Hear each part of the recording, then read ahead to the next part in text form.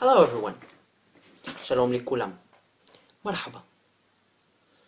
My name is Mohammed, and I'm a proud Israeli, Zionist, Arab Muslim. The way I identify myself makes those who are anti-Israelis and anti-justice and anti-hope for democracy in the Middle East angry. It angers them to see Israeli Arabs appreciating the fact that they were born as Israelis. It angers them that the world will soon find out that Israel is the hope for democracy in the Middle East.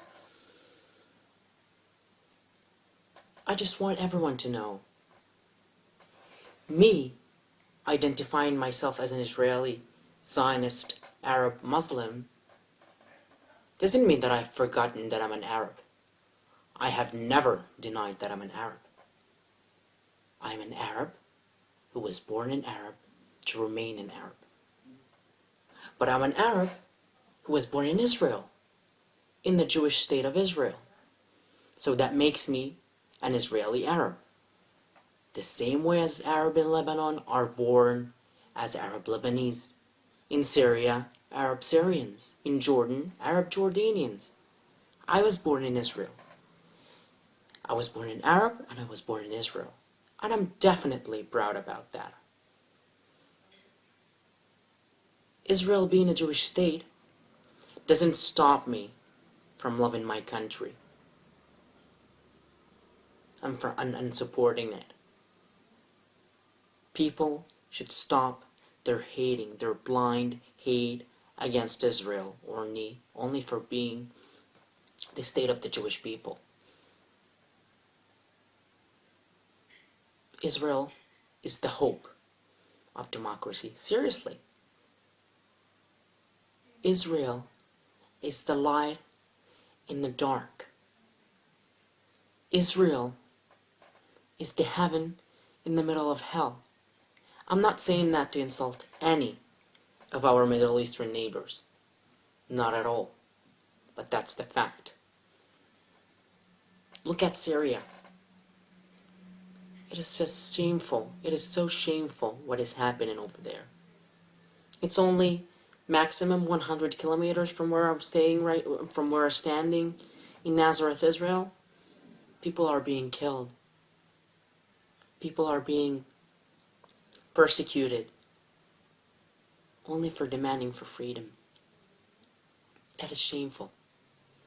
Homosexuals in Iran and in Saudi Arabia are executed only for being born gays.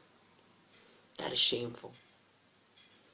And that's why I believe that Israel is the hope for democracy, and Israel is the hope for the entire Middle East.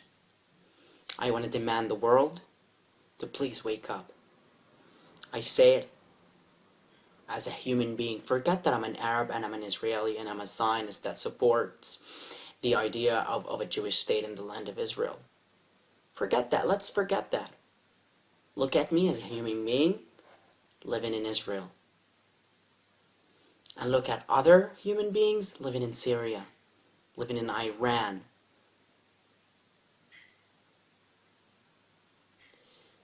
Israel is freedom. Israel is not perfect, but Israel is very close to be perfect. Please, wake up and stop your blind hate against Israel. I'm Yisrael Chai.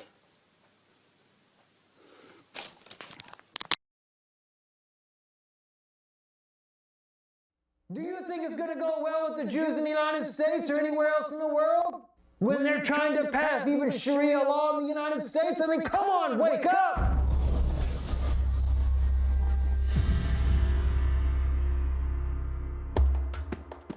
You know, people need to wake up what's going on. My brothers in Israel, you need to wake up.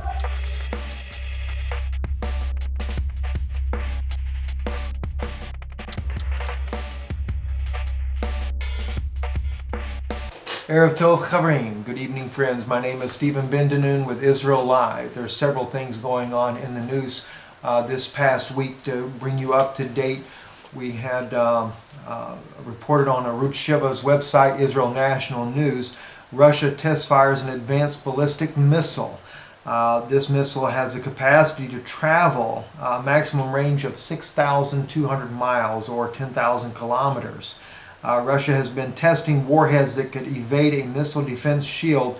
The United States is deploying together with NATO and Europe over Russia's strong objections. And so the Russian officials, amidst the Ukrainian crisis that is going on now, test-fired this ballistic warhead, a missile that has the capacity to carry nuclear warheads all the way to the United States. And the mission was successful to be able to evade our defense shields that we have in America.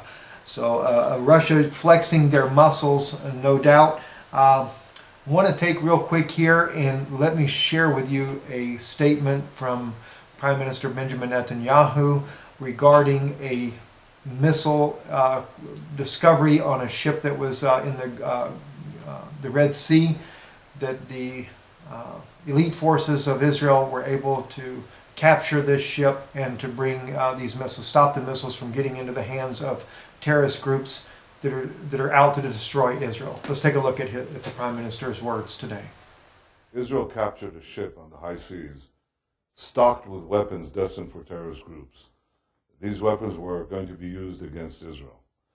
The entire operation, this clandestine operation, was organized by Iran. While Iran is conducting these talks, smiling to the international community, it continues to arm terrorist groups, it continues to perpetrate terrorism around the world. Such an outlaw regime must not be allowed to have the means to make atomic bombs.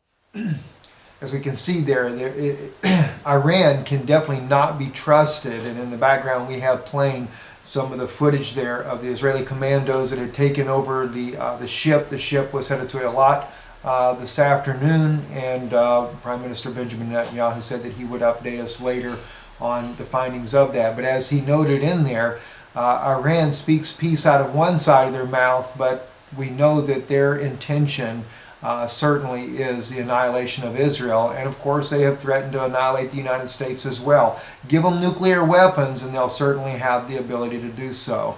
Another thing I'd like to bring to your attention here that will be playing here in the background as well, and that is Rabbi Glazerson has put out a video with a Bible code from the book of Deuteronomy, a very powerful message indeed. And in the message he has Benjamin Netanyahu's name as well as President Barack Obama running in there. The Hebrew part of Deuteronomy that reads here is speaking about the keeping of the commandments of God. And that in the code itself, it shows that clearly in the year 5774, the year we're living in now, speaks about Israel, the land that Israel has, and that they should keep this land, and that it would be contingent on, as Rabbi Glazerson points out, keeping mitzvot, or keeping the laws that God has given us. And ironically, in the latter part of the code here, he speaks about that if the children of Israel would keep mitzvot, then Moshiach would come in 5774. I'm Stephen Ben-Danoon with Israel Live. God bless you. Clearly indicating, telling Netanyahu and Obama, you must know the land is the land which God gave to us, and in condition Ushmatem Lasot, and this is really which will bring Mashiach to save us from all the situations that we are in it today.